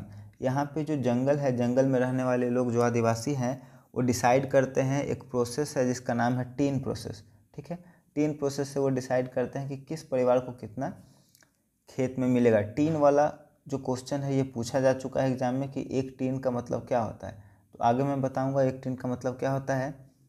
The distribution of land on the basis of tin system, that is the land on which 1 tin of seed grown. अब देखिए 1 tin ज़मीन का मतलब क्या है कि 1 टीन में जितना सीड है और उसको बोने के लिए जितना ज़मीन चाहिए वही टीन सिस्टम है ना। तो हर एक परिवार को उनके कैपेसिटी के अनुसार दिया जाता था ज़मीन कि कौन कितना ग्रो करा सकते हैं। झूम फार्मिंग ये भी बहुत ज़्यादा इंपॉर्टेंट है, बहुत पूछा जाता है। झूम फार्मिंग क्या है? ये एक फार्मिंग का एक प्रोसेस है जिसमें क्या करते हैं लोग, जंगल को साफ करके उसमें आग लगा देते हैं। आग लगाने के बाद जो जंगल क्लीन होता है उस पर खेत किया जाता है और आग का जो राख है उसको उसी खेत में छीट देते हैं, जो कि किस चीज़ का काम करता है? मैन्योर का, फर्टाइल करने का काम करता है ना। A process of farming in which weed and some small plant grown around are cut down and their ashes मतलब जलाने के बाद जो राख बचेगा, make the soil fertile when the soil is ready to lightly dig। अब इसमें क्या किया जाता है? इसको हल्का हल्का खोदा जाता है सिर्फ, ना कि इसे जोता जाता है। जोतने और खोदने में अंतर है ना। और इसके ऊपर सीड को छीट दिया जाता है। सीड को अंदर डाला नहीं जाता, ऊपर से बस ऐसे ही स्प्रेड कर दिया जाता है। The main crop here is rice when crops are cut down. ये बहुत ही ज़्यादा ज़रूरी है। जब भी आपका सेलिब्रेशन या फेस्टिवल कब आता है तो आपका बहुत ही ज़्यादा इम्पोर्टेंट हो जाता है स्पेशल डांस चिराओ। ठीक है, याद रखिएगा। जब फसल पक जाते हैं तो यहाँ के लोग एक स्पेशल डांस करते हैं जिसको चिराओ कहते हैं। In this dance people sit in pair. अब इस डांस में होता क्या है, लोग पेयर में सामने एक दूसरे को बैठते हैं और बम्बू को पकड़ करके ज़मीन पर रखते हैं। चैप्टर 21 हम लोग का है like father like daughter. Asima sneeze just like her father. ठीक है, यहाँ पे नानी का मतलब है मदर्स। ये भी पूछा गया है रिलेशनशिप में। अम्मा किसको बोलेंगे? मदर को। नानी किसको बोलेंगे? मदर के मदर को। मौसी किसको बोलेंगे? मदर के सिस्टर को। यहाँ पे थोड़ा सा जो स्टोरी का कैरेक्टर है मैंने यहाँ पे लिखा है। नीलिमा क्या है? एक लड़की है जो अपने माँ के साथ अपने नानी घर गई है। नानी घर आपको पता है क्या होगा, ठीक है, हॉलीडे में। वहाँ पे एक लड़की आती है जिसका नाम है किरण, ठीक है, जो कि उसके मामा की डॉटर है और उसकी क्या लगेगी? बहन लगेगी। और किरण का एक बेटा है जिसका नाम है समीर और नीलिमा उसकी क्या लगेगी? मौसी लगेगी। और यही एग्जाम क्वेश्चन में पूछा गया है what is the relation between Nilima and Sameer. तो नीलिमा क्या है? मौसी है उसकी। डायरेक्ट यहाँ से क्वेश्चन आया है। There are group of character which are passes from one generation to other so they are some similarity with our parents and ancestor. अब देखिए यहाँ पे एक बात हुआ है कि हम लोग के शरीर में जो कुछ कैरेक्टर होता है, कुछ मम्मी से और कुछ पापा से पास करता है, मतलब एक जनरेशन से दूसरे जनरेशन में, और दादाजी का भी और उनके पहले के भी, मतलब एंसेस्टर का कैरेक्टर हो सकता है। ठीक है, नीलिमा हेयर इज़ लाइक हर नानी थिक एंड कर्ली। अब यहाँ पे नीलिमा का बात हुआ। नीलिमा का जो बाल है वो उसके नानी के जैसा है, थिक है, मोटा है और कर्ली है। सरोजा एंड सुवासिनी, ठीक है, यहाँ पे दो गर्ल का बात हो रहा है। Saroja and Suvasini are twins sister, look like very similar, लेकिन उनमें भी क्या है? डिसिमिलैरिटी है। Saroja speaks Marathi and Tamil very well because at home their family speaks Tamil and school Marathi is spoken. अब देखिए ट्विंस थी, तो जो सरोजा के मामा थे उन्होंने बचपन में ही इसे अडॉप्ट कर लिया था और उसे अपने साथ लेकर के चले गए थे महाराष्ट्र में। तो घर में इनके तमिल बोलने वाले लोग थे, तो पहला जो इसका लैंग्वेज का डेवलपमेंट हुआ तमिल का हुआ। जब ये स्कूल में गई तो वहाँ पे मराठी का यूज़ किया जाता था, तो वहाँ से इसने मराठी सीखा। तो इससे क्या समझ में आता है कि बच्चे कुछ भी सीख सकते हैं, अगर उनको इन्वायरमेंट मिले तो पहले से वो सीख सकते हैं ना। तो बच्चों को सिखाना पॉसिबल है, चाहे वो कुछ भी हो, वो सब सीख सकते हैं। वी लर्न एनीथिंग, उसी को यहाँ पे लिखा गया है। ये पेडागोजी के लिए आपका बहुत ज़रूरी है कि हम लोग कुछ भी सीख सकते हैं, लाइक म्यूजिक, कुकिंग, निटिंग, कपड़ा बुनना, स्वेटर बुनना। When we get a chance, जब हम लोग को मौका मिलेगा और एक सही इन्वायरमेंट मिलेगा इस तरह से कुछ करने के लिए। तो अब यहाँ पे एक बात हो रहा है पोलियो का। पोलियो क्या है? एक बीमारी है जिसमें पैर से आदमी या हाथ से आदमी क्या हो जाते हैं? डिसेबल हो जाते हैं, और ये एक दूसरे से नहीं फैलता है, मतलब पेरेंट्स से बच्चे में नहीं फैलेगा। ग्रेगर मेंडल, जिसे हम लोग फादर ऑफ जेनेटिक्स भी कहते हैं, इन्होंने ही सबसे पहले बताया था कि जो कैरेक्टर होते हैं पेरेंट्स से बच्चों में ट्रांसफ़र करते हैं, जिसे हम लोग इनहेरिटेंस भी कहते हैं। लास्ट हम लोग का है ऑन द मूव अगेन। ये हम लोग का लास्ट चैप्टर है और इसके साथ ही हम लोग का टॉपिक फिनिश हो जाएगा। Dhanu relatives come to their house to celebrate Dussehra. मामी कौन होंगी? माँ के भाई के वाइफ को हम लोग मामी बोलेंगे और पापा के भाई के वाइफ को हम लोग काकी बोलेंगे। Both of them busy in making puran poli. ठीक है, ये भी एग्जाम में पूछा गया है। पूरन पोली क्या है? एक डिश है जो कि बनाया जाता है किस चीज़ से? स्वीट रोटी एंड जैगरी और ग्राम, चना और ग्राम को मिला करके स्वीट रोटी बनाया जाता है। मुकद्दम, मुकद्दम का मतलब होता है एजेंट जो कि लोगों को उधार में पैसे देता है और इसके बदले में वो क्या करवाता था? लोगों से गन्ने के खेत में और गन्ने के फैक्ट्री में काम करवाता था। अब ये ऐसा क्यों होता था? लोगों को उधार में क्यों पैसे लेने पड़ते थे? ये लोग जिस जगह पे रह रहे थे वहाँ पे फार्मिंग सिर्फ 6 महीने के लिए होती थी और 6 महीने इन लोगों को करने के लिए कुछ काम नहीं होता था और इनके पास पैसे की कमी भी थी। तो फार्मिंग करने के लिए क्या करते थे? मुकद्दम से क्या करते थे? पैसे लोन पर लेते थे। ये मुकद्दम जो होते थे बिचौलिए का काम करते थे शुगर फैक्ट्री ऑनर और किसानों के बीच में। पैसे देने के बदले में इनसे वो मजदूरी करवाते थे। आप समझ सकते हैं कि जब ज़रूरत है तो पैसे दे दिए और उसके बदले में बिना पैसे के इन लोगों से 6 महीने तक काम करवा रहे हैं फैक्ट्री में और फील्ड में, खेतों में। तो ये हम लोग का पूरा स्टोरी था। इस तरह से लोग काम करके अपने पैसे को रीपे करते। ये लोग अपने बच्चों को पढ़ाने चाहते थे लेकिन इस तरह से कोई है नहीं। धानु का ये बात है, धानु के फादर कह रहे हैं कि अगले बार से जब हम लोग आएंगे तो धानु को लेकर के नहीं आएंगे, वो स्कूल में जाएगा पढ़ेगा। ये पूरा हम लोग का स्टोरी था। आप क्लास 3, क्लास 4 और क्लास 5 का तीनों वीडियो जितनी बार हो सके देखें और जितने भी ज़रूरतमंद लोग हैं उनके बीच में शेयर करिए। मुझे यकीन है आपको मेरे वीडियो से ज़रूर मदद मिलेगी और आप काफ़ी बेटर स्कोर पर कर पाएंगे अपने एग्ज़ाम में। वीडियो पसंद आया हो तो वीडियो को लाइक करिए, दोस्तों और परिवार के सदस्यों के बीच में शेयर करिए और मेरे चैनल को सब्सक्राइब करने के लिए थैंक यू सो मच।